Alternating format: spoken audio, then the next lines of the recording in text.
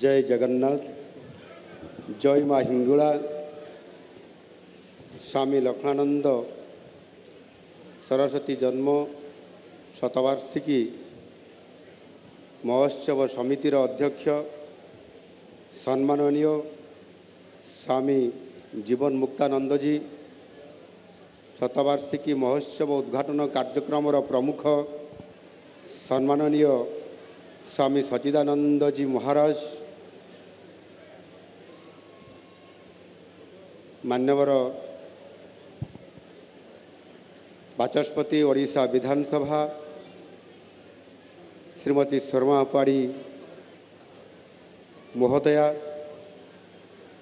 मान्यवर पूर्वतन केंद्र शिक्षा मंत्री श्रीयुक्त धर्मेंद्र प्रधान महोदय, मान्यवर सांसद कंधमाल श्रीयुक्त सुकांत पाणिग्राही महोदय, मान्यवर सांसद ढेंकानाल श्रीयुक्त रुद्रनारायण पाणी महोदय, पूर्वक्षेत्र कार्यवाह श्रीयुक्त दुर्गा प्रसाद साहू महोदय, एटी उपस्थित थिबा आजिर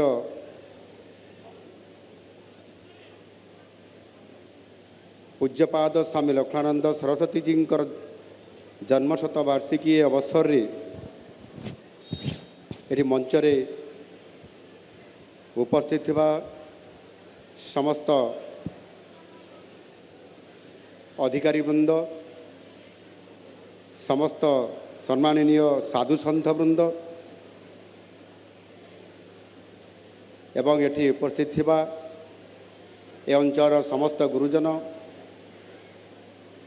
ज्येष्ठ श्रेष्ठ समस्त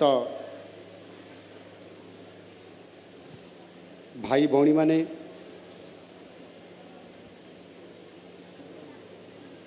तांको सहित आज ये कार्यक्रम रे भी जोग देइथिबा आमर ये जिला तथा विभिन्न विधानसभा क्षेत्र आसीथिबा माननीय विधायक अनुगुर श्रीयुक्त प्रताप चंद्र प्रधान महोदय, माननीय विधायक छेंडीपदा श्रीयुक्त अगस्ती बेहेरा महोदय, माननीय विधायक पाललहड़ा श्रीयुक्त अशोक महाती महोदय, माननीय विधायक कामाख्यानगर श्रीयुक्त शत्रुघ्न जना महोदय, माननीय विधायिका हिंदोल तथा जिला योजना बोर्ड अध्यक्षा श्रीमती सीमाराणी नायक महोदया, माननीय विधायक परजंग श्रीयुक्त विभूतिभूषण प्रधान महोदय, पूर्वतन मंत्री श्रीयुक्त संजीव कुमार साहू महोदय, पूर्वतन विधायक श्रीयुक्त रमेश साय महोदय, मान्यवर फुलवाणी आसीथिबा मान्यवर फुलवाणी विधायक श्रीयुक्त उमाचरण मल्लिक महोदय, पूर्वतन विधायक सुभाष पाणिग्राही देवगढ़ महोदय एवं एटी उपस्थित अन्य समस्त अतिथिवृंद, ओडिशार कोण अनुकूलू तालचेर गुर्जंगर ये पवित्र भूमि को आसीथिबा मोर अति प्रिय मातृशक्ति गुर्जन एवं समस्त प्रिय भाई और भौणी माने समस्त को नमस्कार। असीम शक्ति और श्रद्धार सह आज मो पूज्यपाद स्वामी लक्ष्मणानंद सरस्वती जी जन्म शतवार्षिकी पालन अवसर रे तांकर पवित्र चरण कमल रे कोटि कोटि प्रणाम जनाऊँ। पूज्य स्वामीजी केवल जड़े व्यक्ति नथिले, से थिले एक अलौकिक अनुष्ठान, एक महान आदर्श एवं सनातन धर्मर दीप्तिमंत मार्गदर्शक। से थिले आम समाजर गुरु ग्रंथ एवं गरिमा। तांको नामर ही लुचि रही तांकर गुणर महत्व। जड़े निष्ठापर नायकंकर भड़ी धर्मरक्षा पाई आजीवन संग्राम करिवार जिज्ञासारूपी लक्ष्मण एवं समग्र मानव जाति को प्रेम और सेवारे प्रदान करिवार सर्वोच्च आनंद, यही दुई विचारर अपूर्व संगम थिले आमर पूज्य स्वामी लक्ष्मणानंद सरस्वती जी। आज गुरुजांग गाँव ସକାଳୁ କଳସ ଶୋଭାଯାତ୍ରା ସହିତ ଗୋ ପୂଜନ ଯଜ୍ଞ ନଗର ପରିକ୍ରମା ଏବଂ ବର୍ତ୍ତମାନ ଧର୍ମସଭାର ଏ ଆୟୋଜନ ଚାଲିଛି। ସନ୍ଧ୍ୟାରେ ବିଭିନ୍ନ ସ୍ଥାନମାନଙ୍କରେ ସାଂସ୍କୃତିକ କାର୍ଯ୍ୟକ୍ରମ ଭଜନ ସନ୍ଧ୍ୟା ସହିତ ପ୍ରବଚନ ଭଳି ଅନେକ ଆଧ୍ୟାତ୍ମିକ କାର୍ଯ୍ୟକ୍ରମର ମଧ୍ୟ ଅନୁଷ୍ଠିତ ହେବାର ଏ ବ୍ୟବସ୍ଥା ଚାଲିଛି। ହୁଏତ ଏସବୁ କାର୍ଯ୍ୟକ୍ରମ ସବୁ ତାଙ୍କ ପ୍ରତି ଶ୍ରଦ୍ଧାଞ୍ଜଳି ଭାବେ ପ୍ରତୀୟ ମନେ ହୁଏ,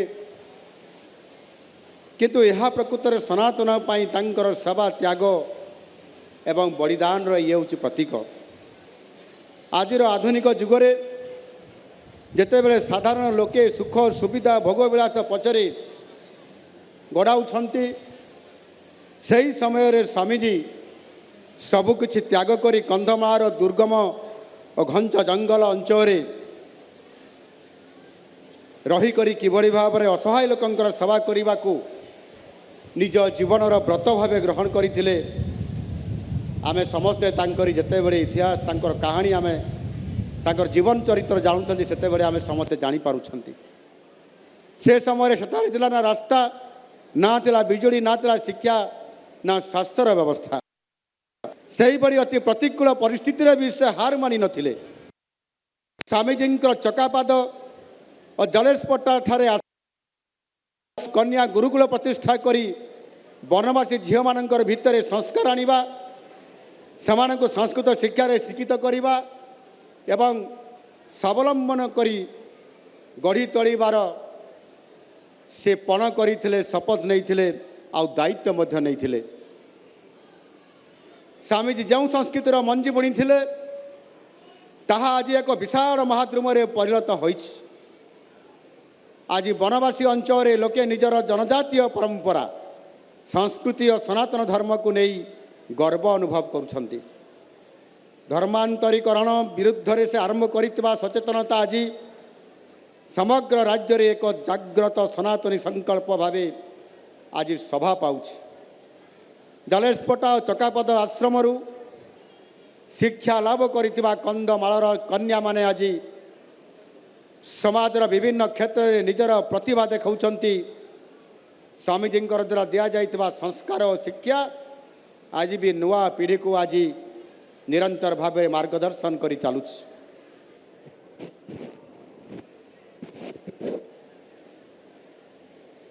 ସ୍ୱାମୀଜୀଙ୍କର ଆଦର୍ଶରେ ପ୍ରେରିତ ହୋଇ ଆଜି ହଜାର ହଜାର ଯୁବକ ସାମାଜିକ କଲ୍ୟାଣ, ଗୋସେବା ଓ ସଂସ୍କୃତ ଶିକ୍ଷାର ପ୍ରସାର ପାଇଁ ସେମାନେ ଆଗେଇ ଆସୁଛନ୍ତି। ତାଙ୍କର ବଳିଦାନ ସମାଜକୁ ଅଧର୍ମ ଅନ୍ୟାୟ ବିରୁଦ୍ଧରେ ଲଢ଼ିବା ପାଇଁ ସଦା ସର୍ବଦା ସାହସ ଯୋଗାଇ ଆସୁଅଛି। ଆମ ଶାସ୍ତ୍ର ମତରେ ଧର୍ମ ରକ୍ଷତି ରକ୍ଷିତଃ, ଅର୍ଥାତ୍ ଧର୍ମର ରକ୍ଷା, ଯେ ଧର୍ମ ରକ୍ଷା କରେ ଧର୍ମ ତାର ରକ୍ଷା କରେ। ଯେ ଧର୍ମର ରକ୍ଷା କରେ ଧର୍ମ ତାର ରକ୍ଷା କରେ। ଏଠି ଧର୍ମର ଅର୍ଥ ହେଉଛି ମଣିଷର କର୍ମ ଏବଂ ମାନବ ସେବାକୁ ନିଜ ଜୀବନର ଧର୍ମ ଆଉ କର୍ମ ଭାବେ ଧରି ନେଇଥିଲେ ବେଦାନ୍ତ କେଶରୀ ସ୍ୱାମୀଜୀ। ସ୍ୱାମୀଜୀଙ୍କର ହୃଦୟରେ ବନବାସୀଙ୍କର ପାଇଁ ଥିଲା ଅପାର ପ୍ରେମ, ସ୍ନେହ ଏବଂ ଶ୍ରଦ୍ଧା। ସେ ବନବାସୀଙ୍କୁ ସନ୍ତାନ ସମ ଦେଖୁଥିଲେ। ସେମାନଙ୍କ ଗହଣରେ ରହି ସେମାନଙ୍କର ସୁଖ ଦୁଃଖର ସାଥୀ ହୋଇ ସେମାନଙ୍କୁ ଆତ୍ମସମ୍ମାନର ସହ ଜୀବନଯାପନ କରିବାର ରାସ୍ତା ଦେଖାଇଥିଲେ। କନ୍ଧମାଳର ଜନଜାତିଙ୍କର ଭାଷା, ସଂସ୍କୃତି ଓ ପରମ୍ପରାକୁ ବଞ୍ଚାଇ ରଖିବା ପାଇଁ ସେ ଆପ୍ରାଣ ଉଦ୍ୟମ ନିରନ୍ତର ଭାବେ ଜାରି ରଖିଥିଲେ। ସ୍ୱାମୀଜୀ ଗୋଟିଏ କଥା ବହୁତ ଭଲ ଭାବରେ ବୁଝିଥିଲେ, ଯଦି ଗ୍ରାମାଞ୍ଚଳ ଓ ବନବାସୀ ଅଞ୍ଚଳରେ ସନାତନ ସଂସ୍କୃତି ଓ ସନାତନ ଧର୍ମ ଦୁର୍ବଳ ହୋଇଯିବ, ତେବେ ଭାରତ ଭୂମିର ଅଖଣ୍ଡତା ପ୍ରତି ବିରାଟ ବିପଦ ସୃଷ୍ଟି ହେବ। ସନାତନ ଧର୍ମ କେବଳ ଏକ ଉପାସନା, ଇଏ କେବଳ ପଦ୍ଧତି ନୁହେଁ, ଏହା ହେଉଛି ଆମ ରାଷ୍ଟ୍ରର ଆତ୍ମା। ସେ ଆତ୍ମାକୁ ଶିଖାଇଛନ୍ତି ସେ ସମାଜ ଶେଷ ଧାଡ଼ିରେ ଛିଡ଼ା ହୋଇଥିବା ଅସହାୟ ବ୍ୟକ୍ତିର ସେବା ହିଁ ହେଉଛି ପ୍ରକୃତ ଈଶ୍ୱର ସେବା। ସ୍ୱାମୀଜୀଙ୍କର ପ୍ରିୟ ପ୍ରଶଂସକ ବୃନ୍ଦ, ସ୍ୱାମୀଜୀ ଆଜି ନାହାନ୍ତି ସତ, କିନ୍ତୁ ସର୍ବୋଚ୍ଚ ବଳିଦାନ ଦେଇ ସନାତନ ଧର୍ମର ପତାକାକୁ ଉଚ୍ଚରେ ଉଡ଼େଇ ଯାଇଛନ୍ତି ଆମର ପ୍ରିୟ ସ୍ୱାମୀଜୀ। ଯେବେ ଯେବେ ରାଷ୍ଟ୍ର ଉପରେ ବିପତ୍ତି ଆସିଛି ସେ ବିପତ୍ତିର ନିରାକରଣ ରାଷ୍ଟ୍ରର ସାଧୁ ସନ୍ଥ ଏବଂ ଶିକ୍ଷକଙ୍କ ଉପରେ ନ୍ୟସ୍ତ ଥାଏ। ପ୍ରାଚୀନ ଭାରତ ବର୍ଷର ସ୍ୱାଧୀନତା ଓ ସ୍ୱାଭିମାନ ପାଇଁ ନାଗା ସାଧୁଙ୍କର ମଧ୍ୟ ଅବଦାନ ଅତୁଳନୀୟ। 1400 ଖ୍ରୀଷ୍ଟାବ୍ଦୀର ଭକ୍ତି ଆନ୍ଦୋଳନର ମୁଖ୍ୟ ପୁରୋଧା ସାଜିଥିଲେ ସ୍ୱାମୀ ରାମାନନ୍ଦ। ସ୍ୱାମୀ ଦୟାନନ୍ଦ ସରସ୍ୱତୀ ବ୍ୟାକ୍ ଟୁ ବେଦସ୍ର ଆହ୍ୱାନ ଦେଇ ଆମକୁ ସନାତନ ଧର୍ମର ମୂଳ ତତ୍ତ୍ୱକୁ ଶିଖେଇଥିଲେ ଏବଂ ଆଗକୁ ନେବା ପାଇଁ କହିଥିଲେ। ଆଉ ସ୍ୱାମୀ ବିବେକାନନ୍ଦଙ୍କର କଥା ବା କିଏ ନ ଜାଣିଛି, ତାଙ୍କ ବିଷୟରେ ଆଉ ମୁଁ ଅଧିକ କହିବା ପାଇଁ ଚାହେଁ ନାହିଁ। ତେବେ ମୋର କହିବା କଥା ଏଇଆ ଯେ ଯୁଗେ ଯୁଗେ ଜଣେ ସାଧୁ, ଜଣେ ସନ୍ନ୍ୟାସୀ, ଜଣେ ଶିକ୍ଷକ ସମାଜକୁ ବଦଳାଇବାର ପ୍ରମୁଖ ସତ ହୋଇ ସାଜିକରି ଆସିଛନ୍ତି। ଆଉ ସେଇଭଳି ବିଧର୍ମ ଚକ୍ର ବିଦାରକ ଦକ୍ଷ ମହାରଥ ବେଦାନ୍ତ କେଶରୀ ରାଷ୍ଟ୍ର ସନ୍ଥ ଥିଲେ ପୂଜ୍ୟ ସ୍ୱାମୀ ଲକ୍ଷ୍ମଣାନନ୍ଦଜୀ।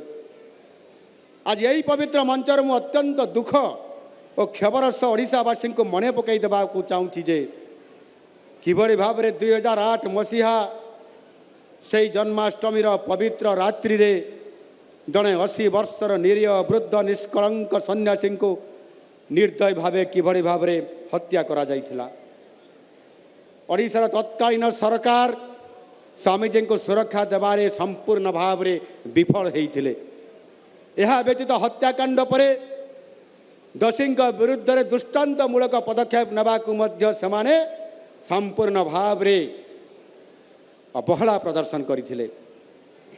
କେବଳ ଆତ୍ମସନ୍ତୋଷ ନିନ୍ଦନୀୟ ତୁଷ୍ଟିକରଣ ରାଜନୀତି ପାଇଁ ଏହି ଶାସକମାନେ ସ୍ୱାମୀଜୀଙ୍କର ସୁରକ୍ଷା ଓ ନ୍ୟାୟକୁ ବଳି ଦେଇଥିଲେ।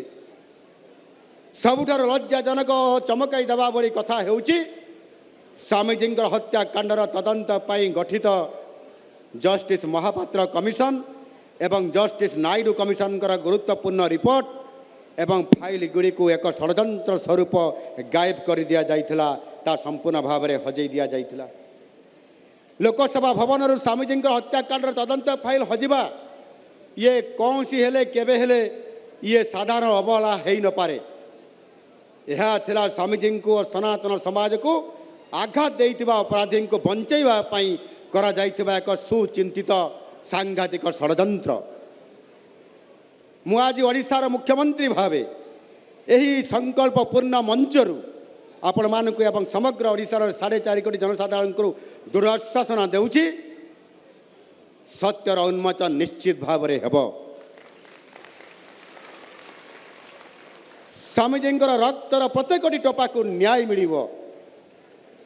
ସନାତନ ଧର୍ମର ସୁରକ୍ଷା ଓ ଜନଜାତିଙ୍କର କଲ୍ୟାଣ ପାଇଁ ତାଙ୍କର ସେହି ସ୍ୱପ୍ନ ଥିଲା, ତାହା ଆମ ସରକାର ନିଶ୍ଚିତ ଭାବରେ ସାକାର କରିବେ। ବନବାସୀଙ୍କର କଲ୍ୟାଣାର୍ଥେ ସ୍ୱାମୀଜୀଙ୍କର ତ୍ୟାଗକୁ ସମ୍ମାନ ଜଣାଇ ଆମ ସରକାର ଫୁଲବାଣୀ ସରକାରୀ ମେଡ଼ିକାଲ କଲେଜ ଏବଂ ହସ୍ପିଟାଲକୁ ସ୍ୱାମୀ ଲକ୍ଷ୍ମଣାନନ୍ଦ ସରସ୍ୱତୀ ମେଡ଼ିକାଲ କଲେଜ ଏବଂ ହସ୍ପିଟାଲ ନାମରେ ଆଜି ନାମିତ କରିଛନ୍ତି ଏବଂ ଘୋଷଣା ମଧ୍ୟ କରାଯାଇଛି। ସରକାରୀ ସ୍ତରରେ ତାହାର ରେକର୍ଡ ମଧ୍ୟ ଅନ୍ତର୍ଭୁକ୍ତ କରାଯାଇଛି। ସ୍ୱାମୀଜୀଙ୍କର କର୍ମପୀଠ ଜଲେଶପଟା ଆଶ୍ରମ ସ୍କୁଲ ଓ କନ୍ୟାଶ୍ରମର ବିକାଶ ଏବଂ ଐତିହ୍ୟ ସଂରକ୍ଷଣ ପାଇଁ ମୁଖ୍ୟମନ୍ତ୍ରୀଙ୍କର ସ୍ୱତନ୍ତ୍ର ସହାୟତା ପାଣ୍ଠି ସିଏମ୍ଏସ୍ ପାଣ୍ଠିରୁ 13 କୋଟି ଟଙ୍କାର ଅର୍ଥ ମଧ୍ୟ ମଞ୍ଜୁର କରାଯାଇଛି।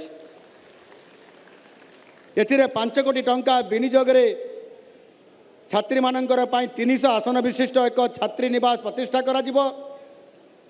3 କୋଟି ଟଙ୍କା ବିନିଯୋଗରେ ସ୍ୱାମୀଜୀଙ୍କର ଐତିହ୍ୟ ସ୍ଥଳର ସଂରକ୍ଷଣ ଏବଂ ବିକଶିତ କରାଯିବ।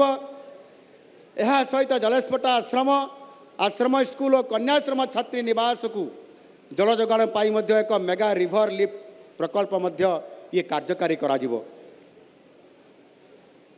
ଏବଂ ତା ସହିତ ମଧ୍ୟ ମୁଁ ଆଗରୁ ଅନୁରୋଧ କରିଥିଲି ଯେ ତାର ସମ୍ପୂର୍ଣ୍ଣ ଏକ DPR ପ୍ରସ୍ତୁତ କରିବା ପାଇଁ ତାଙ୍କର ଯେଉଁଠି ଜନ୍ମସ୍ଥାନ, ଯେଉଁଠି କର୍ମସ୍ଥାନ, ଯେଉଁଠି ବି ତାଙ୍କର ପାଦ ପଡ଼ିଛି से जगह को मध्य हमको संपूर्ण भाव में एक स्मृतिपीठ भाव में ऐतिह्य स्थान हिसाब से निश्चित भाव में आम सरकार ग्रहण करेंगे।